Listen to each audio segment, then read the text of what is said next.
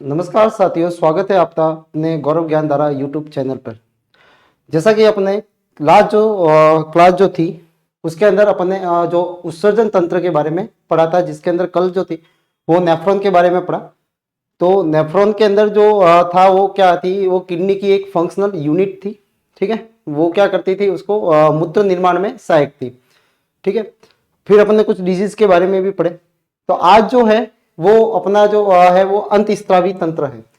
देखो, अंतस्त्रावी तंत्र अपने शरीर में नियमन करने के लिए दो प्रकार के तंत्र पाए जाते हैं। एक तो होता है नर्व सिस्टम, जिसको बोलते हैं अपन तंत्रिका तंत्र, और दूसरा जो होता है वो है अंतस्त्रावी तंत्र, जिसको बोलता है एंडोक्राइन सिस्टम।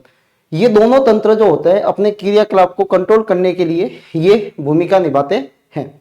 दूसरी बात यह है कि जो अंतस्त्रावी तंत्र जो होता है वो कैसा होता है, स्लो होता है। ठीक है, इसमें जो हार्मोन जो बनते हैं वो हार्मोन जो होते हैं और वो धीरे धीरे अपना कार्य करते हैं। लेकिन जो न्यूरल जो सिस्टम जो होता है, न्यूरल सिस्टम जो होता है या तंत्रिका तंत्र जो होता है, वो उनका जो प्रभाव जो होता है वो तुरंत में होता है, मतलब क्विक में होता है। ठीक है, तो सबसे पहले अपन लेंगे अंतस्त्रावी तंत्र। पहली स्लाइड जो है जिसमें अंतस्त्रावी तंत्र क्या है, जिसको बोला जाता है endocrine system. Endocrine system, endocrine देखो, अंतस्त्रावी तंत्र जो होता है वो उसके अंदर जो क्या आती है, ग्लैंड्स आती है। क्या आती है? ग्लैंड्स, जिसमें आती है ग्रंथियां। क्या आती है? ग्रंथियां। ग्रंथियां जिससे ये एंडोक्राइन सिस्टम मिलकर बना हुआ होता है। ठीक है, इसमें कई प्रकार की अंतस्त्रावी ग्रंथियां आती है।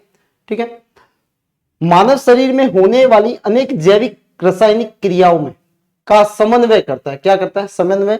ठीक है, इसका समन्वय कोऑर्डिनेशन करेगा ये। ठीक है, जिसके लिए मानव शरीर में तंत्र, मानव शरीर के तंत्र एवं अंतस्त्रावी तंत्र, तंत्र एक तो होता है तंत्रिका, तंत्रिका तंत्र एवं अंतस्त्रावी तंत्र में ग्रंथियों के साथ में कार्य करता है। किसके साथ में? ग्रंथियों के साथ में कार्य करता है। यानी अंतस्त्रावी तंत्र जो है वो किससे बना हुआ होता है? ग्रंथियों से बना हुआ होता है, जिसके अंदर क्या आती है? ग्लैंड्स आती है। क्या आती है? ग्लैंड्स आती है। ठीक है, ग्लैंड्स जो है वो आती है किसके? अंतस्त्रावी तंत्र के अंदर। ग्रंथियां शरीर के वे अंग होते हैं जो विभिन्न प्रकार के पदार्थों का स्त्राव करता है। यह क्या करता है? रासायनिक पदार्थों का क्या करेगा? स्त्राव करता है। वो क्या कहलाती है? ग्रंथियां कहलाती है। ठीक है, ग्रंथियां शरीर के वे अंग होते हैं जो क्या करते हैं? अपने में से कुछ ना कुछ पदार्थों का क्या करते हैं? रिसाव करते हैं या स्त्राव करते हैं। ठीक है, उन्हें क्या बोलते हैं? पदार्थ या हार्मोन्स बोला जाता है। ठीक है, और वो कौन करता है? ये ग्रंथियां करती है। तो ग्रंथियां क्या करेगी? अपने में से पदार्थों का क्या करेगी? स्त्राव करती है। मानव शरीर के अंदर तीन प्रकार की ग्रंथियां पाई जाती है। देखो, तीन प्रकार की ग्रंथियां, एक तो होती है अंतस्त्रावी ग्रंथियां, दूसरी होती है बहिस्त्रावी ग्रंथियां, और तीसरी जो होती है वो होती है मिश्रित ग्रंथियां। ठीक है, तो बहिस्त्रावी, अंतस्त्रावी और मिश्रित ग्रंथियां। अंतस्त्रावी ग्रंथियां, ठीक है, अंतस्त्रावी ग्रंथियां वे ग्रंथियां होती है जो अपना अंतस्त्रावी ग्रंथियां, अंतस्त्रावी ग्रंथियां, ठीक है, अपने में से जो पदार्थ का स्त्राव करती है, अपने में से जो पदार्थों का स्त्राव करेगी वो सीधे, जो सीधे रुधिर में डालती है, बिना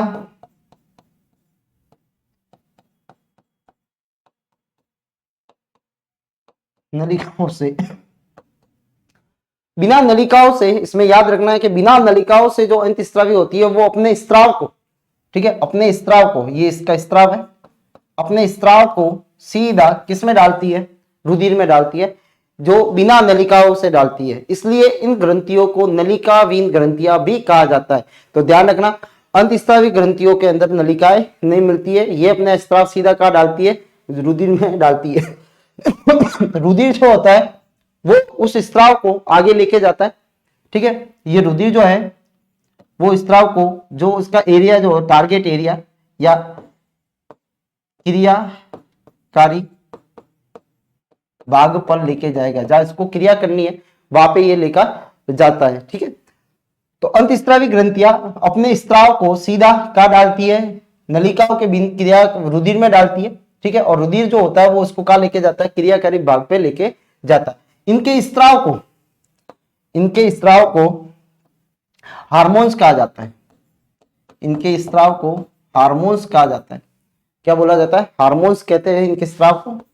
जो इनसे केमिकल निकलता है उनको हार्मोन्स कहा जाता है। ठीक है, हार्मोन्स जो होते हैं वो कहां से निकलते हैं, ग्रंथियों से निकलते हैं, उन्हें हार्मोन्स कहा जाता है। अंतस्रावी जो ग्रंथि है वो अपने सीधे स्त्राव को किस में डालते हैं, रुधिर में डालते हैं, और रुधिर जो होता है वो इसको क्रियाकारी अंगों तक लेके जाता है, और इनके स्त्राव को हार्मोन्स बोला जाता है। ये इंपॉर्टेंट है, इनके स्त्राव को क्या बोलते हैं, हार्मोन्स कहा जाता है। अंतस्रावी ग्रंथियां नलिका नहीं होती, पहली चीज नलिकाविहीन ग्रंथियां होती, इसलिए इनको नलिकाविहीन ग्रंथियां भी कहा जाता है। कौन सी ग्रंथियां कहा जाता है, नलिकाविहीन ग्रंथियां भी कहा जाता है। इनके स्त्राव को क्या बोला जाता है, हार्मोन्स कहा जाता है। इनके स्त्राव को क्या बोला जाएगा, हार्मोन्स कहा जाता है। हार्मोन सूक्ष्म पदार्थ, अब हार्मोन क्या होते हैं, सूक्ष्म पदार्थ होते हैं, केमिकल होते हैं। ठीक है, जो अपोषक रसायन होते हैं, अपोषक रसायन है जिनका पोषण नहीं होता, अंतर कोशिकीय संदेश वाहक के रूप में कार्य करते हैं। इनमें नई परिभाषा के अंतर्गत सुनियोजित अंतःस्रावी ग्रंथियों से स्रावित होने वाले हार्मोन अतिरिक्त कई नए अणु भी सम्मिलित हो जाते हैं। ठीक है, इसके अंदर कई सारे दूसरे अणु भी क्या हो जाते हैं, सम्मिलित हो जाते हैं। ठीक है, फिर ये हार्मोन्स की तरह क्या करते हैं, कार्य करते हैं। ये निकलते कहां से हैं, अंतःस्रावी ग्रंथियों से निकलते हैं, यानी ग्रंथियों से ये निकलते हैं और सीधा कहा जाते हैं, रुधिर के अंदर जाते हैं। हार्मोन रासायनिक रूप से किससे बने हुए होते हैं, प्रोटीन या स्टीरॉइड वसाव से बने हुए होते हैं। ध्यान रखना, एंजाइम जो होते हैं वो प्रोटीन से बने हुए होते हैं। हार्मोन में प्रोटीन भी होता है और कुछ जो हार्मोन जो होते हैं उसमें कैसे होते हैं, स्टीरॉइड भी होते हैं। ठीक है, जो वसाव होती है। हार्मोन की मात्रा अत्यधिक कम मात्रा में होती है, सीधी ये बहुत ही कम मात्रा में क्या होते हैं, निकलते हैं। ठीक है, और इनका आणविक भार भी क्या होता है, कम होता है। तो सीधी सी बात है, जब इनका आणविक भार कम होता है, ठीक है, और ये कम मात्रा में ही क्या होता है, निकलते हैं, लेकिन इनकी उपस्थिति बहुत ही जरूरी है। ठीक है, शरीर के अंदर। लेकिन अगर ये नहीं निकलते हैं तो इनके परिणाम भी अपने को अपने अंदर या शरीर के अंदर दिखने आरंभ होते हैं। ये धीरे धीरे प्रभावी होते हैं। अभी बताया था आपको कि एंडोक्राइन जो सिस्टम जो होता है वो अपना कार्य जो होता है वो धीरे धीरे कहता है। ठीक है, इसका प्रभाव, लेकिन जो तंत्रिका तंत्र वाला जो कार्य होता है वो तुरंत होता है। ठीक है, ये धीरे धीरे प्रभावी होता है, लेकिन इसका प्रभाव लंबे समय तक बना रहता है। सपोज मान लो एक ग्रंथि है जिसका नाम है पीयूष ग्रंथि। ये ग्रंथि अपने में से एक वर्दी हार्मोन का स्राव करती है, और ये वर्दी हार्मोन्स के कारण बाल्यावस्था में, ठीक है, धीरे धीरे क्या होती है, बच्चों की जो हाइट बढ़ती है वो इसके कारण बढ़ती है। अब देखो, हाइट बढ़ने के बाद जैसे हाइट बढ़ा तो हाइट को एक ही झटके में तो बढ़ेगी नहीं, मतलब आप जैसे आज पैदा हुआ तो ऐसे नहीं कि वो तुरंत बढ़ जाएगा, टाइम लगेगा उसको। धीरे धीरे उसकी बोन्स से, मसल्स से, उनमें नंबर में वृद्धि होती है। ठीक है, बोन्स की लंबाई में वृद्धि होती है। ठीक है, तो धीरे धीरे प्रभावी होती है। तो ये कैसे होगा, धीरे धीरे होगा। दूसरी चीज, इनका प्रभाव लंबे समय तक रहता है। लंबे समय तक मतलब हाइट बढ़ गई तो वापस हाइट कम होने वाली तो नहीं है, तो लंबे समय तक क्या रहता है, इसका प्रभाव रहता है। अब कौन कौन सी अंतःस्रावी ग्रंथियां होती है, तो सबसे पहले मस्तिष्क के अंदर जो होती है उसका नाम है, एक तो हाइपोथैलेमस को भी एक तरह की ग्लैंड माना गया है। क्या माना गया है, ग्लैंड माना गया है। दूसरा होता है इसके नीचे जो आती है वो पीयूष ग्रंथि आती है। कौन सी आती है, पीयूष ग्रंथि आती है। ठीक है, उसके बाद में एक और मस्तिष्क में ग्रंथि आती है जिसका नाम है पीनियल ग्रंथि होती है। ठीक है, फिर गले के अंदर आए तो थायराइड ग्रंथि होती है जो गले में पाई जाती है। ठीक है, पैराथायराइड जो है वो इस थायराइड के ऊपर ही पाई जाती है। तो थायराइड के ऊपर क्या कौन सी पाई जाती है, तो थायराइड और पैराथायराइड दोनों गले के अंदर या नेक भाग के अंदर ये होती है। उसके बाद में होती है अग्नाशय जो आमाशय के नीचे होती है। ठीक है, यानी स्टोमक जो होता है वहां पे नीचे होती है, ये पैंक्रियाज होती है। ठीक है, अधिवक्र का मतलब होता है एड्रिनल ग्लैंड, जो आपको अभी जैसे उत्सर्जन में बताया था मैंने आपको कि किडनी के ऊपर एक ग्लैंड मिलती है जिसका नाम होता है अधिवक्र ग्रंथि या एड्रिनल ग्लैंड भी बोला जाता है।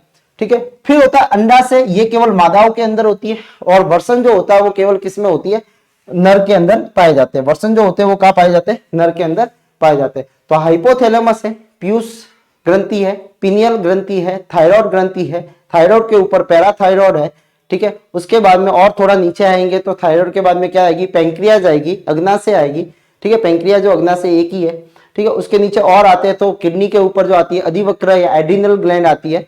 ठीक है। उसके बाद में मादाओं के अंदर देखे तो अंडाशय होता है और नर के अंदर देखे तो वृषण होता है। ये भी एक ग्रंथियों की तरह कार्य करते हैं, अपने में से क्या निकालते हैं, ये हार्मोन्स निकालते हैं। तो अंतस्रावी ग्रंथियां वे ग्रंथियां होती है जो अपने स्राव को सीधे रुधिर में क्या करती है, सिक्रेट करती है या डालती है, ठीक है। और दूसरी चीज, ये नलिकाविहीन होती है, ठीक है, और इनके स्राव को हार्मोन्स बोला जाता है, ठीक है। हार्मोन जो होते हैं वो प्रोटीन और वसाओं से मिलकर बने हुए होते हैं, या प्रोटीन के होंगे या वसा के होंगे, ठीक है। हार्मोन की मात्रा जो होती है वो बहुत ही कम होती है, इनका आणविक भार भी कम होता है और धीरे धीरे क्या होते हैं, ये प्रभावी होते हैं और इनका प्रभाव लंबे समय तक रहता है, ठीक है। तो ये होती है अंतस्रावी ग्रंथियां जो नलिकाविहीन होती है, अपने स्राव को सीधा डालती है किसके अंदर, रुधिर के अंदर।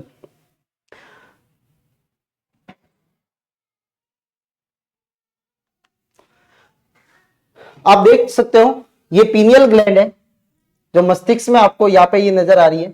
दूसरी बात में आपको हाइपोथैलेमस है जो यहाँ पे नजर आ रहा है।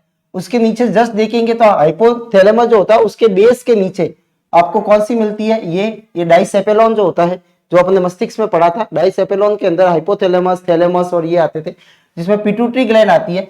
ये तो इसका मतलब ब्रेन के अंदर, मस्तिष्क के अंदर 3 ग्लैंड है, ठीक है। हाइपोथैलेमस को भी एक तरह की ग्लैंड कहा जाता है, लेकिन हाइपोथैलेमस का याद ये रखना है कि हाइपोथैलेमस अपने सिक्रेशन को रुधिर में नहीं डालती है, ठीक है। और ये सीधा कहाँ पे भेजती है, ये सॉरी हाइपोथैलेमस जो होता है वो किसी ऑर्गन के पास में नहीं भेजती है, ये अपने सिक्रेशन को सीधा किसको पास में भेजती है, पिट्यूटरी। ये अपने स्त्राव को किसके साथ में भेजती है, अपने स्त्राव को पीयूष ग्रंथि के पास में, पीयूष ग्रंथि के पास में भेजती है, के पास भेजती है, ठीक है। पीयूष ग्रंथि जो होती है उसके पास में ये भेजती है, ये कौन, हाइपोथैलेमस। अब हाइपोथैलेमस जो होता है वो पीयूष ग्रंथि को क्या करता है, नियंत्रित करता है। क्या करता है, हाइपोथैलेमस जो होता है वो 2 तरह के हार्मोन बनाता है, ठीक है। हाइपोथैलेमस का दूसरा काम है, ये पीयूष ग्रंथि के हार्मोन के स्त्राव एवं संश्लेषण को नियंत्रित करती है, का या नियमन करती है, का नियमन करती है,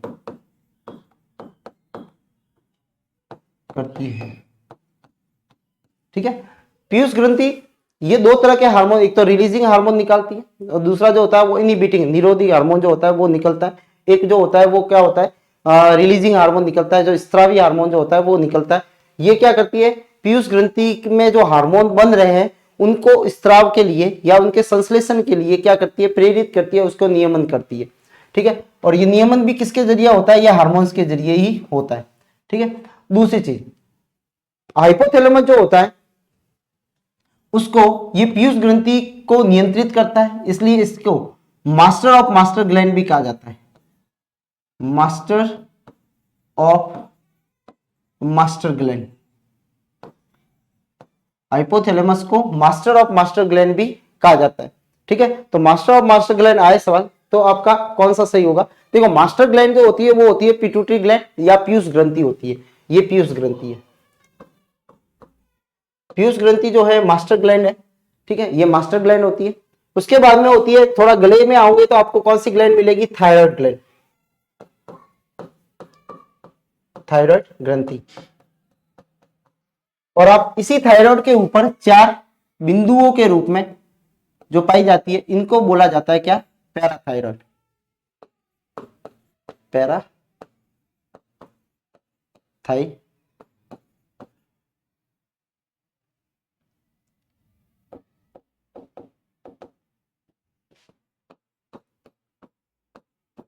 ठीक है। पैराथायराइड जो थायराइड के ऊपर मिलती है, ठीक है। थोड़ा और नीचे आएंगे तो यहाँ पे एक ग्लैंड होती है जिसका नाम है थाइमस ग्लैंड, थाइमस ग्लैंड। अच्छा, थाइमस ग्लैंड का नाम उसमें नहीं था, ठीक है। तो थाइमस ग्लैंड देखो इसका एक खासियत होती है कि ये जो मिलती है वो बाल्यावस्था या शिशु अवस्था में पाई जाती है। जैसे जैसे बच्चा बड़ा होता है, ठीक है, तो इसकी साइज जो होती है वो धीरे धीरे धीरे धीरे कम हो जाती है। किसकी? थाइमस की। इसको वैसे आगे अपन पढ़ेंगे कि थाइमस जो ग्लैंड होती है वो केवल बाल्यावस्थाओं के अंदर पाई जाती है। जैसे जैसे बाल्यावस्था से वो वयस अवस्था में आता है तो वैसे वैसे उसकी साइज जो होती है वो डिक्रीज कर जाती है और वो कार्य करना बंद कर देती है। इसका काम जो होता है वो क्या होता है? एंटीबॉडीज के निर्माण में प्रेरित करना। ठीक है, तो ये थाइमस ग्लैंड बाल्यावस्था में पाई जाती है। फिर होता है पैंक्रियाज। पैंक्रियाज जिसको बोलते हैं अपन अग्नाशय। क्या बोला जाता है? अग्नाशय। ठीक है, अग्नाशय ग्रंथि जो आमाशय के नीचे पाई जाती है, यह कौन होगा? आमाशय। ठीक है, और ये पाई जाती है हृदय के ऊपर। हृदय के ऊपर।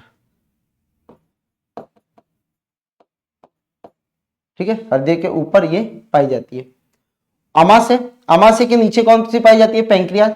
फिर किडनी के ऊपर जो पाई जाती है इसको बोला जाता है अधिवक्र ग्रंथि। अधि का मतलब ऊपर, किसके ऊपर? वक्र के ऊपर, इसलिए नाम इसका क्या? अधिवक्र ग्रंथि है। फिर होता है टेस्टिस जिसको बोलते हैं अपन वर्षण। ठीक है, और ओवरी जो होती है अंडाशय। अंडाशय जो होता है वो केवल और केवल कहाँ मिलती है? मादाओं के अंदर। और ओवरी जो ये होता है वो किस में मिलता है? नर के अंदर। ठीक है, तो इस प्रकार का ये जो ग्लैंड जो है वो अपने शरीर के अंदर पाई जाती है। हाइपोथैलेमस जो होता है वो अपने सिक्रेशन को किसमें छोड़ता है? पिट्यूटरी ग्लैंड के में छोड़ता है। ठीक है, और ये पीयूष ग्रंथि के हार्मोन के स्त्राव एवं संश्लेषण का नियमन या नियंत्रण करता है। इसलिए इसको कौन सी ग्लैंड बोला जाता है? मास्टर ऑफ मास्टर ग्लैंड कहा जाता है। ठीक है, तो हाइपोथैलेमस जो है वो पिट्यूटरी के स्त्राव को भी कंट्रोल कर रहा है, उसको नियंत्रित करता है। ठीक है, इसलिए इसको कौन सी ग्लैंड बोला जाता है? मास्टर ऑफ मास्टर ग्लैंड बोला जाता है। लेकिन पीयूष ग्रंथि जो है वो दूसरी ये सभी ग्रंथियां जो दूसरी जो है उनको नियंत्रित कौन करता है? ये पीयूष ग्रंथि करती है। इसलिए पीयूष ग्रंथि को मास्टर ग्रंथि कहा जाता है।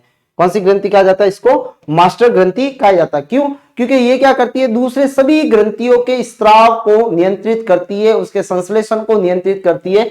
कौन करती है? पीयूष ग्रंथि करती है। इसलिए इसको मास्टर ग्रंथि बोला जाता है। कौन सी ग्रंथि बोला जाता है? मास्टर ग्रंथि बोला जाता है।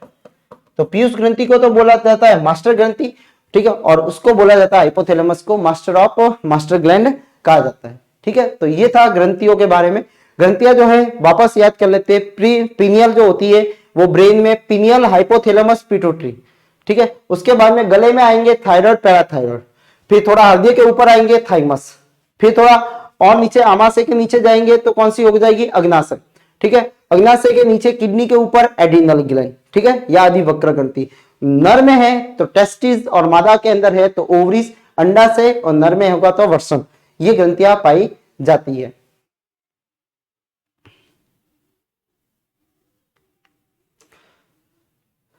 फिर होता है बहिस्त्रावी ग्रंथियां। बहिस्त्रावी ग्रंथियां, बहिस्त्रावी ग्रंथियां वे ग्रंथियां जो अपने स्त्राव को नलिका युक्त ग्रंथियां होती है। ये नलिकाओं की सहायता से अपने स्त्राव को क्रियाकारी अंग के पास में लेके जाती है। इसमें पाइप होती है। ठीक है, इसमें जो ग्रंथि होगी वो पाइप के जरिए जाएगी। ठीक है, जैसे ग्लैंड है तो ग्लैंड जो होगी वो पाइप के जरिए क्या करेगी? अपने स्त्राव को या क्रियाकारी अंग जो होगा, क्रियाकारी अंग जो होगा, ठीक है, उसके पास में ये भेजेगी। ठीक है, कौन? बहिस्त्रावी ग्रंथियां। ये बहिस्त्रावी जो ग्रंथियां अपने स्त्राव को नलिका से, नलिका की सहायता से ये क्या करती है? इसको भेजती है। ठीक है, तो ये नलिका युक्त होती है ग्रंथियां। वो अपने स्त्राव को नलिका के माध्यम से लक्ष्य अंग तक पहुंचाती है। ठीक है, कोई जहां पे उसको पहुंचना है वहां पे किससे जरिए पहुंचेगा? नलिकाओं की सहायता से। लेकिन अंतस्त्रावी ग्रंथियां वे ग्रंथियां होती है जो अपने स्त्राव को नलिका बिना नलिका की सहायता से अपने स्त्राव को रुधिर में डालती है और रुधिर उसको लेके जाता है फिर आगे, या लक्ष्य अंग तक कौन लेके जाता है? रुधिर लेके जाता है। बहिस्त्रावी ग्रंथियां एंजाइम का स्त्राव करती है, इंपॉर्टेंट। और अंतस्त्रावी ग्रंथियां किसका स्त्राव करती है? हार्मोन्स का। तो अंतस्त्रावी, ठीक है, किसका करेगी? हार्मोन्स का। बहिस्त्रावी करती है कौन सा है? एंजाइम्स का। ठीक है, जैसे आपने एक नाम सुना था, ठीक है, अग्नाशय। अब अग्नाशय वो ऐसी ग्रंथियां है जो दोनों कार्य करती है। ठीक है, यानी अंतस्त्राव का भी कार्य करती है और अग्नाशय अपन ने उसमें भी देखा। ठीक है, अग्नाशय से निकलता है, जैसे पाचन के अंदर अपन ने पढ़ा कि जो पाचन के अंदर अग्नाशय रस जो निकलता है उस रस के अंदर कई सारे एंजाइम्स होते हैं। ठीक है, तो वो अंतस्त्रावी भी कार्य करती है। अंतस्त्रावी में इंसुलिन बनाती है। ठीक है, और बहिस्त्रावी में क्या करती है? वो एंजाइम्स का निर्माण करती है। तो दोनों कार्य करती है और दोनों कार्य करती है तब इसको कौन सा बोला जाता है? मिश्रित ग्रंथि बोला जाता है। ठीक है, तो बहिस्रावी जो होती है उसमें क्या बनते हैं एंजाइम्स। मैं आपको ये समझाना चाह रहा हूं कि बहिस्रावी से ये तो बनते हैं एंजाइम्स और अंतस्रावी से बनते हैं क्या हार्मोन्स। ठीक है, एंजाइम्स हमेशा किससे बने हुए होते हैं प्रोटीन से।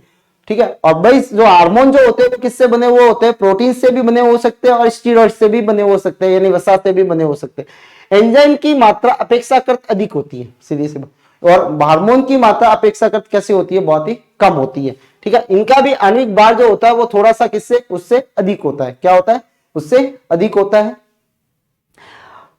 एंजाइम तेजी के साथ में क्रिया करते हैं और इनका प्रभाव तत्कालीन होता है। जैसे सपोज मान लो अपने पाचन, खाना खाया, खाना खाने पे खाने का क्या हो जाता है 12 घंटे में क्या हो जाएगा उसका पाचन हो जाता है। ठीक है, तो यहाँ पे जो एंजाइम जो होते हैं वो एक ही दिन के अंदर क्या कर लेते हैं उसको पाचन कर देते हैं, यानी इनका कार्य जो होता है वो तेजी से होता है। लेकिन अगर पिट्यूटरी ग्लैंड अपने अंदर हार्मोन निकाल रही है, ठीक है, तो उसका प्रभाव जो होगा वो कई महीनों के बाद, कई सालों के बाद में अपने को क्या करेगा उसका दिखेगा। तो ये तत्कालीन प्रभाव जो होता है वो इसका होता है, और हार्मोन का जो होता है वो कैसा होता है लंबे समय के बाद में होता है। पसीना वाली ग्रंथि, लार ग्रंथि, ठीक है, स्तन ग्रंथि, सीरम ग्रंथि, अर्सु, आंसू वाली, और श्लेष्म ग्रंथि जो श्लेष्म का निर्माण करती है, म्यूकस का निर्माण करती है। ठीक है, किसका निर्माण करती है म्यूकस का, उसको बोलते हैं अपन श्लेष्म ग्रंथि। और श्लेष्म ग्रंथि जो होती है वो क्या होती है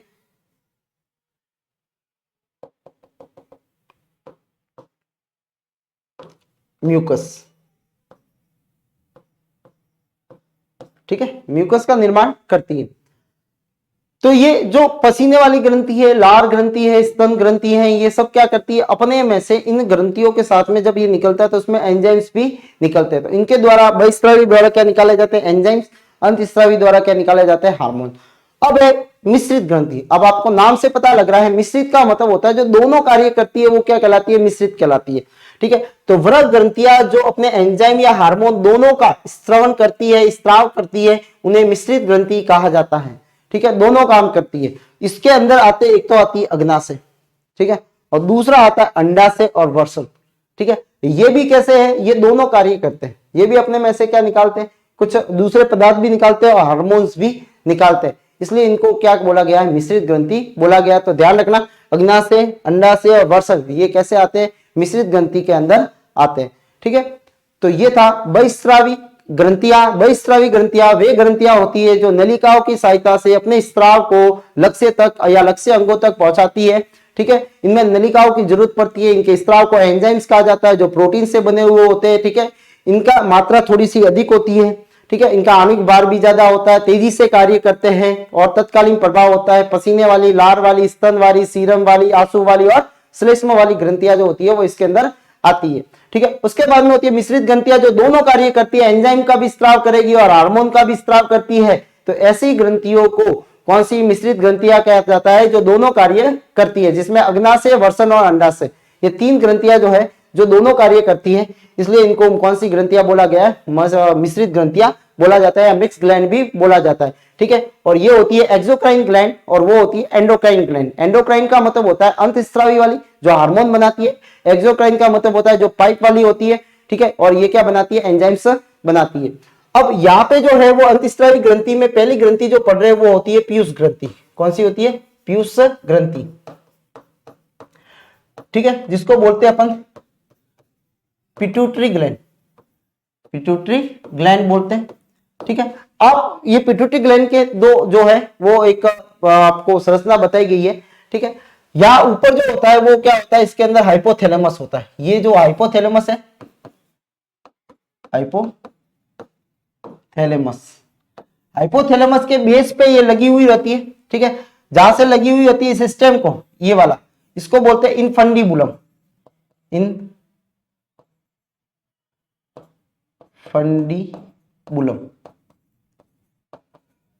ठीक है, इनफंडीबुलम वहां से ये लगी हुई रहती है। ठीक है, इसके दो भाग होते हैं। ये मटर के दाने के समान इसकी आकृति होती है। ठीक है, बहुत छोटी होती है ये, लेकिन छोटी है लेकिन बहुत बड़ा काम करती है ये। ठीक है, यहाँ पे आप देखोगे आगे वाला जो सीधा है, ठीक है, जो न्यूरल है जिसको बोलते हैं पैरावेंट्रिकुलर न्यूक्लियस, ठीक है, या न्यूरोसिक्रेटी सेल होती है यहाँ पे। दूसरा वाला जो होता है वो होता है ये पीछे वाला पोर्शन। ठीक है, ये पीछे वाला जो पोर्शन है ये, ठीक है। अब आप यहां देखोगे कि जो ये अग्रपाली होती है इसकी, ये कौन सी पाली है इसकी, अग्रपाली है, और पीछे वाली को बोलते हैं अपन पक्षपाली, पक्षपाली। ठीक है, ये पीछे वाली जो होती है वो क्या होती है, पक्षपाली होती है। ठीक है, अग्रपाली और पक्षपाली। अग्रपाली को न्यूरोहाइपोफाइसिस बोला जाता है। क्या बोला जाता है, न्यूरोहाइपोफाइसिस, न्यूरोहाइपोफाइसिस।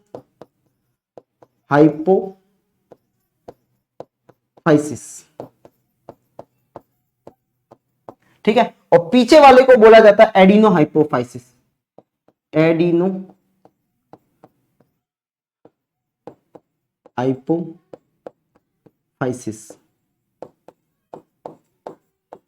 ठीक है, न्यूरोहाइपोफाइसिस और एडिनोहाइपोफाइसिस आगे वाले। अब इसमें ध्यान रखना, ये आगे वाले जितने भी इसमें एंजाइम जो आएंगे, इसमें क्या होते हैं, हार्मोन्स होते हैं। ये हार्मोन्स यहां पे बनेंगे। ये हार्मोन्स तो जो यहां जो होते हैं वो किसके द्वारा निकाले जाते हैं, पीयूष ग्रंथि के द्वारा। इसके अंदर जो होते हैं वो पीयूष ग्रंथि के जो स्राव होंगे वो यहाँ पे इकट्ठा होंगे। ठीक है, अग्रपाली के अंदर। ठीक है, इसमें पीयूष ग्रंथि के स्राव एकत्रित रहते हैं, एकत्रित रहते हैं। ठीक है, और इसमें जो रहते हैं हाइपोफाइसिस में, एडिनो हाइपोफाइसिस में, इसमें रहता है हाइपोथैलेमस के हार्मोन, हाइपोथैलेमस के हार्मोन। जो हाइपोथैलेमस जो हार्मोन निकालेगा वो पीछे वाले भाग में रहते हैं, और जो पीयूष ग्रंथि निकालती है वो इस भाग में रहते हैं। ठीक है, और दोनों जो होते हैं फिर रुधिर के अंदर जाते हैं। ठीक है, तो यहाँ पे देखो ये समझाने की कोशिश कर रहा हूं मैं कि जो इसका आकार जो है वो मटर के जैसा है। ठीक है, इसमें दो पालियां मिलती है, एक तो अग्रपाली होती है, एक पक्षपाली होती है। ठीक है, अग्रपाली के अंदर जो ये देखो रुधिर वाहिनियां भी है। ठीक है, रुधिर वाहिनियां जो है, और यहां से जो है ये हाइपोथैलेमस यहाँ पे होता है। ये पूरा जो है ये पोर्शन जो है वो हाइपोथैलेमस कहाँ लगी हुई रहती है, हाइपोथैलेमस के बेस पे लगी हुई रहती है। इसके अग्रपाली के अंदर न्यूरो हाइपोफाइसिस बोलते हैं, और न्यूरो हाइपोफाइसिस में पिट्यूटरी या पीयूष ग्रंथि के हार्मोन जो होते हैं वो यहाँ एकत्रित होते हैं। और पक्षपाली के अंदर आप देखोगे तो ये किसमें रहते हैं, ये एडिनो हाइपोफाइसिस के अंदर यहाँ पे एकत्रित रहते हैं, पक्षपाली के अंदर। ठीक है, जो हाइपोथैलेमस एंजाइम जो निकलता है उसके अंदर ये रहते हैं। तो ये थी पिट्यूटरी ग्लैंड। फिर है पीयूष ग्रंथि, जिसको बोलते हैं अपन पिट्यूटरी ग्लैंड, जिसका स्ट्रक्चर अभी अपन ने देखा। ठीक है, इसमें मस्तिष्क के अग्र भाग में ये स्पेनॉइड हड्डी जो होती है उसमें सेला टर्सिका। ठीक है, ये स्पेनॉइड जो हड्डी जो होती है वहां पे होती है। ठीक है, उसके अंदर जो सेला टर्सिका एक गुहा होती है। ठीक है, उसके अंदर ये क्या होती है, पाई जाती है। ठीक है, नामक गुहा के अंदर पाई जाती है। तो गुहा का नाम याद रखना, सेला टर्सिका। ठीक है, पीयूष ग्रंथि हाइपोथैलेमस से इनफंडिबुलम जो अभी बताया था। ठीक है, इनफंडिबुलम जो जहां से ये लटकी हुई रहती है। ठीक है, इस तरह से। ठीक है, तो ये जो है वो इनफंडिबुलम कहलाता है। क्या कहलाता है, ये इनफंडिबुलम कहलाता है। पीयूष ग्रंथि मानव की सबसे छोटी अंतःस्रावी ग्रंथि होती है, सबसे ये छोटी होती है, जिसका वजन जो होता है वो 0.3 से 0.4 ग्राम तक होता है। ठीक है, सबसे छोटी है, मटर के दाने के समान इसका आकार होता है, मटर के दाने जैसा इसका आकार होता है। ठीक है, इनके अग्रपाली से जो इसके द्वारा जो हार्मोन निकाले जाते हैं वो अग्रपाली में एकत्रित होते हैं। ठीक है, पीयूष ग्रंथि के हार्मोन,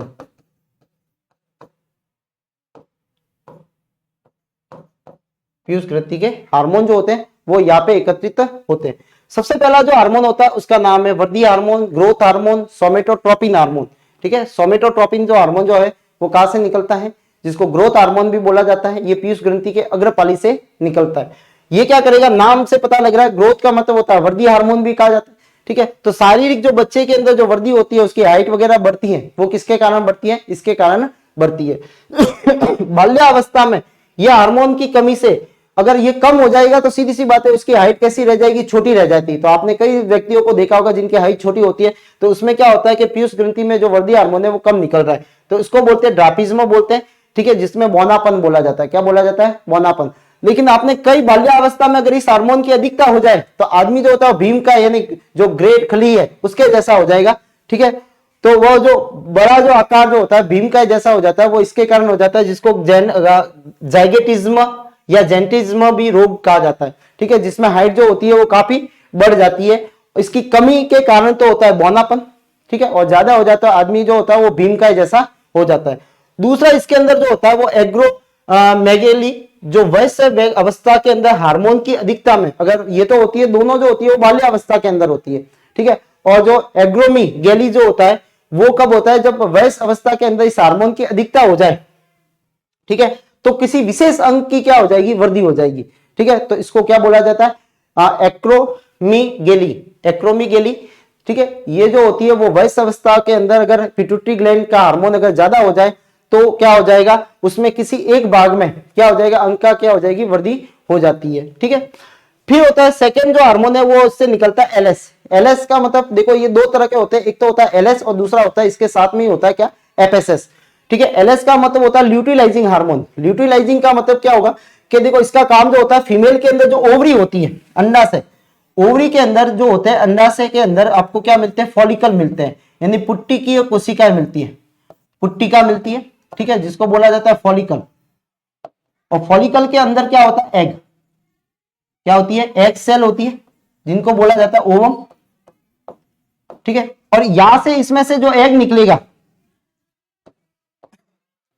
इसमें से जो एग बाहर आएगा, ठीक है, इसको बाहर लाने में कौन सा हार्मोन स्रावित होता है, ठीक है, तो महिलाओं के अंदर जब पर मंथ जो एग निकलता है ओवरी में से, तो उस समय जो होता है एलएस का लेवल जो होगा वो बढ़ जाएगा, उस समय क्या होगा, एग निकलेगा। तो महिला के अंदर क्या होता है, अंडो उत्सर्जन या ओवुलेशन के में ये क्या करता है, मदद करता है, किसमें, ओवुलेशन में, ओवुलेशन में क्या करेगा, ये मदद करता है। और पुरुषों के अंदर ये क्या करता है, शुक्र जनन को प्रेरित करता है, शुक्राणु को बनाने में, शुक्राणु, शुक्र जनन का मतलब होता है शुक्राणु बनाने में, जिसको स्पर्मेटोजेनेसिस बोला जाता है, ठीक है, शुक्राणु के निर्माण में, शुक्राणुओं के निर्माण में ये मदद करता है। फिर आता है ACTH, जिसको बोलते हैं एडिनोकोर्टिकोट्रोपिक हार्मोन। ए का मतलब है एडिनो, सी का मतलब है कॉर्टिको, टी का मतलब है ट्रॉपिक और एच का मतलब है हार्मोन, ठीक है। आपको देखो ध्यान रखना, एडिनो आ जाता है, एडिनो, ठीक है, तो एडिनो का मतलब होता है एडिनलिंग ग्लैंड, यानी ये एडिनलिंग ग्लैंड को स्त्राव को क्या करता है, पर कार्य करता है, उनके स्त्राव को क्या करता है, कंट्रोल करता है, ठीक है। तो पीयूष ग्रंथि जो होती है वो सेला टर्सी का जो गुहा होती है हाइपोथैलेमस अपने ब्रेन के अंदर वहां पे मिलती है। हाइपोथैलेमस से ये क्या होता है, इनफंडिबुलम जो होती है उसकी जो ये इनफंडिबुलम जो होता है, ठीक है, वहां से ये क्या होती है, लटकी हुई रहती है, उसके आधार पे, हाइपोथैलेमस के आधार पे लटकी हुई रहती है, मटर के दाने के समान होती है, ठीक है। और इसका जो आकार जो होता है वो मटर के दाने के समान होता है, और भार जो होता है इसका 0.3 से 0.4 ग्राम होता है, बहुत छोटी होती है, लेकिन कार्य देख लो पूरे सभी ग्रंथियों को ये नियंत्रित कर रही है, ठीक है। पहला हार्मोन जो था वो वृद्धि हार्मोन है, अगर ये ज्यादा शारीरिक वृद्धि में हेल्प करता है, कम निकल जाए तो आदमी बौना रह जाता है, ज्यादा निकल जाए तो आदमी भीमकाय हो जाता है, और वयस्क अवस्था के अंदर ये ज्यादा हो जाए तो इसको एक्रोमेगैली जो रोग जो होता है वो इससे हो जाता है, जिसमें एक अंग जो होगा कोई भी उसके आकार जो होगा वो क्या हो जाएगा, बढ़ जाएगा। फिर आता है एलएस। एलएस का काम जो होता है ओवुलेशन का काम होता है, अंडे को बाहर निकालना, ठीक है। तो जब भी ये हार्मोन महिलाओं के अंदर अगर क्या होता है, इसकी जो लेवल जो होगा जब बढ़ता है तब क्या होगा, अंडो उत्सर्जन होता है। पुरुषों के अंदर ये क्या करता है, शुक्राणु के निर्माण को प्रेरित करता है। फिर होता है एडिनोकोर्टिकोट्रोपिक हार्मोन, ठीक है, ये जो एडिनो की कॉर्टेक्स जो होता है, ठीक है, वहां के निकलने वाले हार्मोन को क्या करता है, ये कंट्रोल करता है, ठीक है।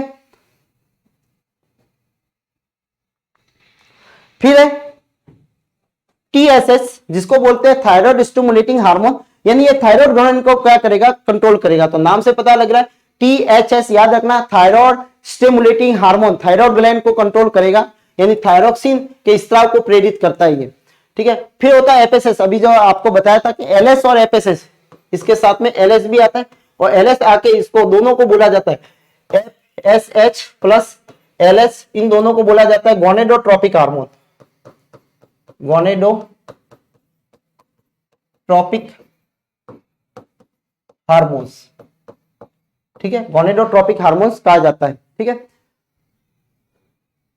ये महिलाओं में अंड जनन या ऊजिनेसिस बोला जाता है, ऊजिनेसिस को क्या करता है, ये प्रेरित करता है, यानी अंडे बनाने में, ये फॉलिकल बनाने में क्या करता है, मदद करता है, ठीक है। फिर महिलाओं के अंदर जो रज चक्र जो होता है, यानी जो MC का मतलब होता है मेंस्ट्रुएशन साइकिल जो होती है, उसको ये नियंत्रित करता है, ठीक है। और पुरुषों के अंदर ये शुक्र जनन को प्रेरित करता है, पुरुषों में तो करता है शुक्र जनन को, महिलाओं में करता है अंड जनन और मेंस्ट्रुएशन साइकिल को ये नियंत्रित करता है।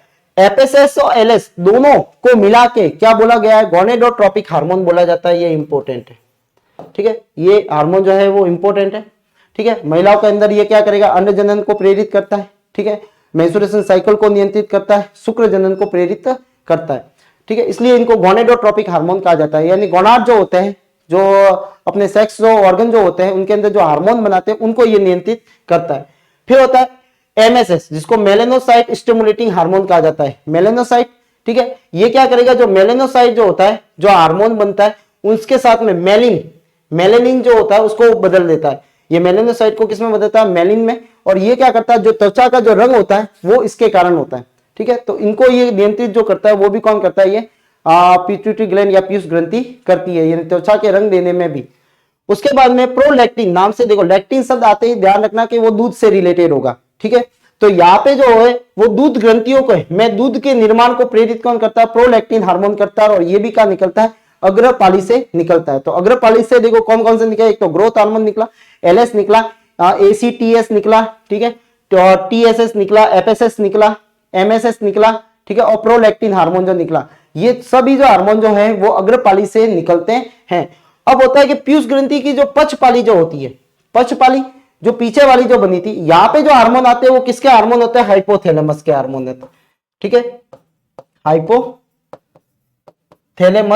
के जो हार्मोन होते हैं वो ये होते हैं, ठीक है। तो हाइपोथैलेमस के जो हार्मोन जो होते हैं वो यहाँ पे आते हैं। पहला हार्मोन होता है ऑक्सीटोसिन हार्मोन, जिसको बोलते हैं पिटोसिन हार्मोन, ठीक है। इसको प्रसव पीड़ा जन्म सहायक हार्मोन भी कहा जाता है, इसको दूध हार्मोन भी कहा जाता है, ठीक है। अब इसमें ध्यान ये रखना है कि जो ऑक्सीटोसिन जो होता है वो क्या करता है, जैसे आपने लेबर पेन होता है, ठीक है, लेबर पेन जो होता है वो प्रसव के समय होता है महिलाओं के अंदर। जब बच्चे की डिलीवरी होती है तो उससे पहले क्या होता है, पेन होता है।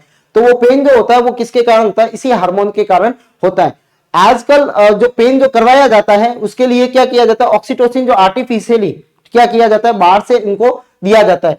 तो ऑक्सीटोसिन जो होता है वो बाहर से भी क्या किया जाता है, महिलाओं के अंदर क्या किया जाता है, इसको इंजेक्शन के जरिए दिया जाता है, जिससे पेन क्रिएट होता है। और पेन क्रिएट से क्या होता है, प्रसव में आसानी होती है। अब ये करता क्या है, ये गर्भवती महिलाओं के अंदर पाया जाता है। जो गर्भवती महिला होगी उनके अंदर मिलेगा ये हार्मोन गर्भाशय या योनि के अनिश्चित संकुचन पैदा करता है। गर्भाशय में संकुचन होगा जिसके कारण क्या होता है, जो बच्चा जो होगा जो उसके गर्भाशय के अंदर होता है वो आगे की तरफ क्या होगा, जाएगा, ठीक है। तो जिससे गर्भाशय या योनि का आकार क्या हो जाता है, बढ़ जाता है, जिससे बच्चे का जो प्रसव होता है वो आसानी के हो जाता है। महिला में प्रसव के समय पीड़ा उत्पन्न करता है वो कौन करता है, तो याद रखना इंपॉर्टेंट है, ठीक है। ऑक्सीटोसिन कई बार पूछा भी जाता है, ठीक है। ऑक्सीटोसिन जो आता है वो प्रसव पीड़ा के अंदर क्या करता है, काम में आता है। वर्तमान में ये दूध ग्रंथियों में दूध निर्माण को भी प्रेरित करता है। देखो एक तो आया था प्रोलैक्टिन जो अग्रपाली में होता है, और ये भी होता है जो होता है क्या करता है, जब प्रसव के बाद में दूध निर्माण में भी क्या करता है, ये प्रेरित करता है। वर्तमान में ऑक्सीटोसिन और प्रोलैक्टिन पहले वाला, ठीक है, और ऑक्सीटोसिन दोनों को क्या किया जाता है, इंजेक्शन गाय व भैंसों के अंदर दिए जाते हैं, जिससे उसमें दूध की मात्रा को क्या की जाती है, बढ़ाई जाती है, दूध क्षमता को क्या की जाती है, बढ़ाई जाती है। तो ये दोनों को इंजेक्शन के जरिए क्या किया जाता है, दिया जाता है बाहर से, ठीक है। तो ये हार्मोन जो था वो पक्षपाली से निकलता है। इसका वास्तव में जो सिक्रेशन करता है वो कौन करता है, हाइपोथैलेमस करता है, बट उसको पक्षपाली के अंदर इसको भेजा जाता है, ठीक है, क्योंकि हाइपोथैलेमस जो होता है उसके पास में इतना टाइम नहीं है, ठीक है। तो वो बोलता है पिट्यूटरी ग्लैंड को कि भाई इसका स्त्राव तू ही कर। उसके बाद में होता है एडीएस, जो आपको मैंने कल बताया था, ठीक है। जब अपन ने किडनी पढ़ी थी, नेफ्रॉन पढ़ा था, तो उसके अंदर जब अपन ने वो पढ़ा कि जो एक रोग होता है जिसको डायबिटीज अपने इंसिपिडिंग कहा जाता था। डायबिटीज जो इंसिपिडिंग जो था वो मैंने आपको ये बताया था कि उसमें अंदर क्या होता है, जल का पुनः अवशोषण नहीं होता, तो जल की मात्रा यूरिन के अंदर बढ़ जाती है, तो व्यक्ति को बार बार क्या लगती है, टॉयलेट लगती है, जिसको कौन सा रोग बोला जाता है, डायबिटीज इंसिपिडिंग बोलता है। एक होता है डायबिटीज मिलेटस, जिसके अंदर क्या होता है, ग्लूकोज का लेवल जो होता है वो अप हो जाता है, ठीक है। तो डायबिटीज दो तरह के हैं, ध्यान रखना। इंसिपिडिंग में जो है वो यूरिन से संबंधित है, ठीक है, और जो डायबिटीज जो है मिलेटस उसमें शुगर आता है। ये शरीर के अंदर जल व लवण को संतुलन करता है, ठीक है, जल की हानि को कम करता है, यानी बाहर को जल को जाने से क्या करता है, ये कम करता है, यानी जल का अवशोषण वापस हो जाएगा, पुनः अवशोषण हो जाता है, ठीक है। ये मरुस्थल जीवों के अंदर पानी कम पीते हैं, मरुस्थलीय के अंदर यह हार्मोन की अधिकता होती है, जिससे ऊंट, कंगारू, चूहा जीवन में बहुत कम पानी पीते हैं, बहुत कम पानी पीते हैं, पानी पीते हैं, ठीक है, बहुत कम क्या पीते हैं, पानी पीते हैं, ठीक है, क्योंकि इनके अंदर ये एडीएस की मात्रा क्या होती है, ज्यादा होती है, नहीं जल की हानि जो होती है ये क्या करता है, कम करता है। लंबे समय तक चाय, कॉफी, अल्कोहल के सेवन से हार्मोन की कमी हो जाती है, ठीक है, और जिससे क्या हो जाता है, मूत्र निकासन की दर जो होती है वो 10 से 15 गुना क्या हो जाती है, बढ़ जाती है, क्योंकि यूरिनरी जो ब्लडर होगा वो बार बार क्या हो जाएगा, फिल हो जाएगा, क्योंकि उसमें पानी की मात्रा क्या हो जाती है, ज्यादा हो जाती है, और इस बीमारी को डायबिटीज इंसिपिडिंग कहा जाता है, ठीक है। तो इंसिपिडिंग में ध्यान रखना, ये आपको मैं कल भी बताया था उस वाले लेसन के अंदर, ठीक है, उत्सर्जन वाले में, कि इसके अंदर क्या होता है, बार बार मूत्र का विसर्जन करना पड़ता है, ठीक है, इससे बहुमूत्रता भी कहा जाता है, ठीक है। तो ये था एडीएस, जो किससे निकलता था, उससे पिट्यूटरी ग्लैंड की जो पक्षपाली होती है वहां से दो हार्मोन निकलते हैं, एक तो होता है ऑक्सीटोसिन और दूसरा होता है एडीएस, जिसका नाम है एंटी डायूरेटिक का हार्मोन होता है, ठीक है, और ये क्या करता है, जल के पुनः अवशोषण को बढ़ाता है, जल के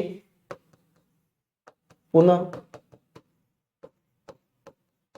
अवशोषण को बढ़ाता है, जल के पूर्ण अवशोषण को क्या करता है, ये बढ़ाता है। दूसरी जो ग्लैंड होती है वो है पिनियल ग्लैंड, जो आपको बताया था कि मस्तिष्क के अंदर पाई जाती है, ये मस्तिष्क का ही भाग है, मस्तिष्क के अग्र भाग में पाई जाती है, ये डाइसेपेलोन का मंदिर जो था उसके अंदर जो हाइपोथैलेमस है उसके जो ऊपर जो पृष्ठ भाग पे ये पाई जाती है, ठीक है, यानी हाइपोथैलेमस के पृष्ठ भाग पे ये क्या होती है, पाई जाती है।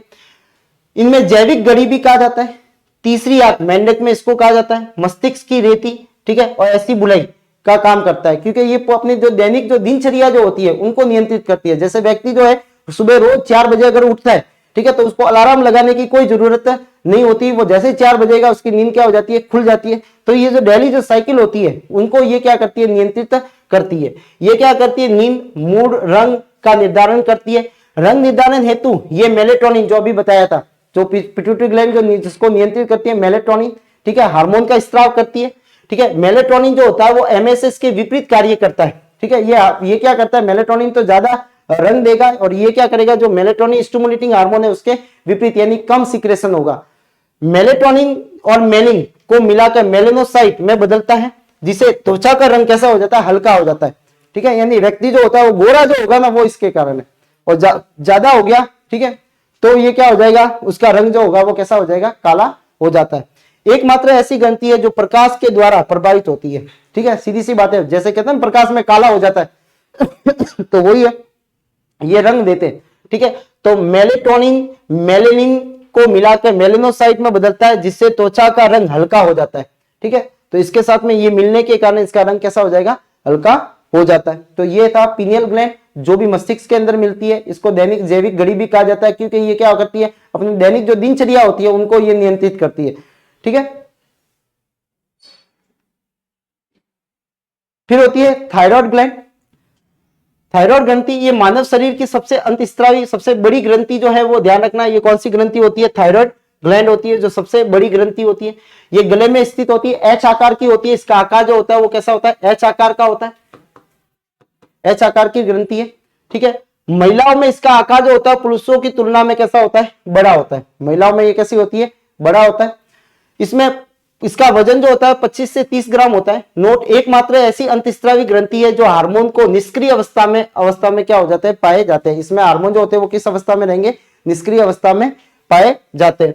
थायराइड ग्रंथि से निकलने वाले हार्मोन, ठीक है, तो थायराइड ग्रंथि से अलग अलग तरह के क्या निकलते हैं, हार्मोन निकलते हैं, जिसमें पहला हार्मोन जो है वो है थायरोक्सिन। देखो नाम से पता लग जाएगा आपको, थायराइड ग्रंथि से निकलने वाला हार्मोन जो है वो कौन सा है, थायरोक्सिन हार्मोन है। थायरोक्सिन के संश्लेषण में आयोडीन, ये इंपॉर्टेंट सवाल है, आयोडीन देखो क्या होता है कि आयोडीन जैसे अपन सेवन करते हैं तो वो थायरोक्सिन को बनाने में मदद करता है, ठीक है, यानी आयोडीन को बनाने में थायरोक्सिन की जरूरत होती है। अगर आयोडीन की कमी हो जाए, ठीक है, तो इससे गलगन रोग हो जाता है, जो गर्दन जो होती है वो फूल जाती है, थायराइड जो होती है वो हो जाता है। इसके अंदर आयोडीन युक्त हार्मोन होता है, ठीक है। तो ऐसा आपको पूछेगा ऐसा कौन सा हार्मोन है जिसके अंदर आयोडीन मिलता है, तो थायरोक्सिन हार्मोन, ठीक है। ऐसा कौन सा हार्मोन है जिसको बनाने में आयोडीन की जरूरत पड़ती है, तो थायरोक्सिन हार्मोन, ठीक है। शरीर में आयोडीन की कमी होने पे थायराइड ग्रंथि का आकार क्या हो जाता है, बढ़ जाता है, यानी इसका क्या हो जाता है, गॉइटर डिजीज हो जाती है।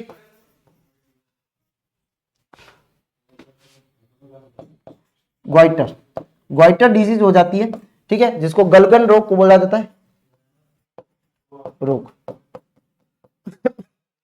रक्त में अधिक मात्रा में आयोडीन की अवशोषण हेतु थायराइड ग्रंथि फूल जाती है, जिससे गलगन रोग या गेंगा या गॉइटर रोग भी कहा जाता है, ठीक है, जिससे गला क्या हो जाता है, फूल जाता है, ठीक है। इस रोग को क्या बोला जाता है, गलगन रोग, ठीक है, या इसको बोला जाता है क्या, गलगन या गॉइटर या गेंगा रोग भी बोला जाता है, जिसके अंदर गर्दन फूल जाती है, गर्दन फूल जाती है, स्लोवन नेक हो जाता है, गर्दन क्या हो जाएगी, फूल जाती है, ठीक है। आयोडीन, तो ध्यान रखना, आयोडीन आयोडीन जो होता है वो थायरॉक्सिन के संश्लेषण में मदद करता है।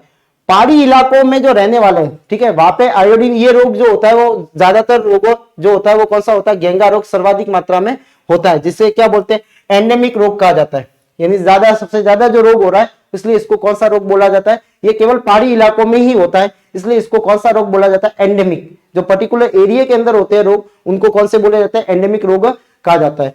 नेक्स्ट जो है, जो समुद्र इलाकों में रहते हैं वहां पे क्या होता है, सॉल्ट, यानी आपको मिल जाएगा आयोडीन, ठीक है।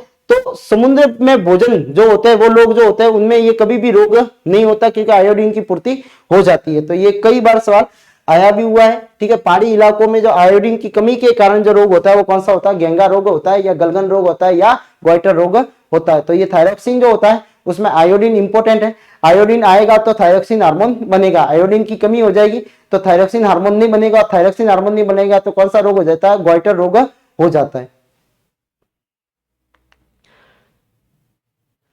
थायरॉक्सिन के कार्य, ये शरीर में शारीरिक एवं मानसिक एवं जानिक जो होती है वृद्धि में प्रेरित करते हैं, ठीक है। जनन जो अंग होते हैं उनको वृद्धि में, ठीक है, मानसिक में, ठीक है, और शारीरिक में। उभयचर में कायांतरण में वृद्धि करते हैं, जैसे उभयचर में कायांतरण, कायांतरण का मतलब होता है काया में अंतर, ठीक है, यानी शरीर में परिवर्तन। जैसे आपने मेंढक देखा, मेंढक जब अंडा निकलता है मेंढक से, ठीक है, तो अंडा फूट के उसमें से एक अवस्था निकलती है जो मछली जैसी होती है स्ट्रक्चर, ठीक है, जिसको बोलते हैं अपन लार्वा। वो मेंढक के लार्वा को क्या बोला जाता है, टेडपोल बोला जाता है। क्या बोला जाता है, टेडपोल। और वही टेडपोल जो होता है वो आगे जाके वयस्क जो मेंढक कैसा दिखता है उस अवस्था के अंदर वो परिवर्तित हो जाता है। और जो टेडपोल होता है वो किसकी तरह दिखता है, छोटे जीव मछली की तरह दिखता है, ठीक है, वो मेंढक की तरह नहीं दिखता। यानी ऐसे अवस्थाओं को कौन सी अवस्था बोला जाता है, लार्वा अवस्था कहा जाता है। ना तो वो अंडा होता है और ना ही अपने वयस्क के समान होता है, बीच वाली जो अवस्था होती है उसको बोला जाता है लार्वा अवस्था। तो लार्वा अवस्था से वयस्क अवस्था में परिवर्तन को क्या बोला जाता है, कायांतर बोला जाएगा। तो उसमें कौन सा हार्मोन मदद करता है, थायरॉक्सिन हार्मोन क्या करेगा, उसमें मदद करता है। तो लार्वा अवस्था में वयस्क में रूपांतरण करने की प्रक्रिया कायांतरण कहलाती है। जैसे मेंढक का लार्वा जो होता है वो उसको क्या बोला जाता है, टेडपोल बोला जाता है, ठीक है, उसको वयस्क में रूपांतरण यानी मेंढक जैसा दिखना। महिला के अंदर जो होता है वो एमसी यानी जो होता है मेंस्ट्रुएशन साइकिल को क्या करता है, ये नियंत्रित करता है। मेंस्ट्रुएशन साइकिल को ये कौन नियंत्रित करता है, थायरॉक्सिन हार्मोन, और पिट्यूटरी हार्मोन भी करती है। बीएमआर बेसिक मेटाबॉलिक रेट जिसे कहा जाता है, यानी आधारी उपापचयी जो रेट जो होती है उसको नियंत्रण जो है वो कौन करता है, किसके द्वारा होता है, थायरॉक्सिन हार्मोन के द्वारा होता है। यानी शरीर के अंदर ऊर्जा का निर्माण की दर जो होती है वो बीएमआर होती है, यानी कितने अपने ग्लूकोज के मॉलिक्यूल टूटते हैं, ठीक है। जो बेसिक मेटाबॉलिक जो रेट जो होती है वो ऊर्जा पे निर्भर करती है कि कितनी ऊर्जा बन रही है, ठीक है।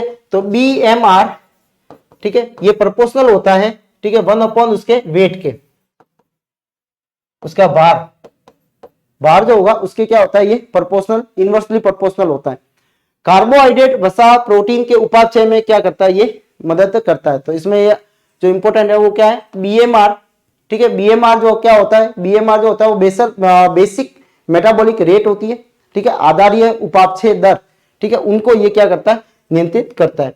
अब थायरॉक्सिन हार्मोन की कमी से होने वाले रोग, एक तो होता है जड़ मानवता, ठीक है, बच्चों के अंदर अगर थायरॉक्सिन की कमी हो जाए तो ये रोग होता है बच्चों के अंदर, ठीक है। इसमें बच्चों की शारीरिक, मानसिक एवं जननिक विकास नहीं हो पाता, ठीक है। इसको क्या बोलते हैं अपने, क्रिटेनिज्म भी बोला जाता है या जड़ वानवता भी बोला जाता है, ठीक है। दूसरा जो रोग होता है वो होता है मिक्सिडीमिया रोग। ये वयस्क में थायराइड की कमी के कारण, ये कमी के कारण है, ध्यान रखना, कमी के कारण, ठीक है। ऐसे रोगियों में वसा का अधिक जमाव हो जाता है, इस कारण मोटे हो जाते हैं और वजन क्या हो जाता है उनका, बढ़ जाता है, और ठंड के प्रति क्या होते हैं, संवेदनशील होते हैं, ठीक है। तो आपने देखा गला गर्दन जो होती है वो फूल जाएगी, ठीक है, शरीर जो होगा वो मोटा हो जाएगा, ठीक है। तो तो उसको कौन सा बोला जाता है, मिक्सीडीमिया रोग कहा जाता है। एक होता है हाशीमोटो रोग, कौन सा होता है, हाशीमोटो रोग, ये भी थायराइड की कमी के कारण होता है। इसके थायराइड के उपचार में दी जाने वाली औषधि के खिलाफ प्रतिरक्षा तंत्र या विष का निर्माण हो जाते हैं, यानी जो थायराइड के लिए दवाई देती है तो उसकी बॉडी क्या करती थी, उसके अगेंस्ट में क्या करती है, कुछ एंटी प्रतिरक्षी का निर्माण करती है, जो प्रतिरक्षी क्या करेगी, उस थायराइड ग्लैंड को ही क्या करेगी, नष्ट कर देती है। ठीक है, तो इस बीमारी को बोला जाता है हाशीमोटो रोग, यानी खुद का जो प्रतिरक्षी तंत्र है, जो औषधि अपन बाहर से ले रहे हैं उनके प्रति क्या बना देती है, एंटीबॉडीज का निर्माण कर देती है, और वो क्या करती है, उस थायराइड ग्रंथि को क्या कर देती है, नष्ट कर देती है। तो ये होता है कौन सा, हाशीमोटो रोग। तो जड़ मानवता बच्चों में होता है, मिक्सीडीमिया वयस्क में होता है, जिससे वजन क्या हो जाता है, बढ़ जाता है। और हाशीमोटो में क्या होता है कि जो औषधियों के कारण या मेडिसिन के कारण होता है, यानी प्रतिरक्षी तंत्र जो होता है वो क्या बना देता है, प्रतिरक्षियों का निर्माण कर देता है, जो क्या करती है, थायराइड ग्रंथि को नष्ट कर देती है। फिर है अधिकता के कारण होने वाले रोग, एक तो है ग्रेव रोग। इस रोग में नेत्र गोलक, आपके आंखों का गोलक जो होता है उसकी वृद्धि हो जाती है। ठीक है, तो आंख जो होती है ऐसा लगता है कि बाहर गिरने वाली हो, यानी नेत्र गोलक की जो साइज जो होती है वो बढ़ जाती है, और आदमी जो होता है वो डरावना दिखता है, यानी ऐसा लग रहा है कि वो अपने को घूर रहा है, या आंखें जो हो रही है वो उसकी बाहर आ जाती है। ठीक है, तो ये आपने कई व्यक्तियों को देखा होगा।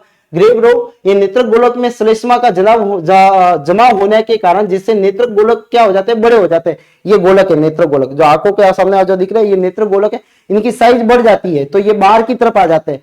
ठीक है, व्यक्तियों की दृष्टि डरावनी और घूरती हुई होती है। दूसरा होता है थायरॉक्सिन की अधिक स्रावन से के कारण थायराइड ग्रंथि में जगह जगह क्या हो जाती है, गांठ बन जाती है। अब जगह जगह गांठ बन जाती है तो उसकी बेसिक मेटाबॉलिक रेट जो होगी वो क्या हो जाती है, ज्यादा हो जाती है।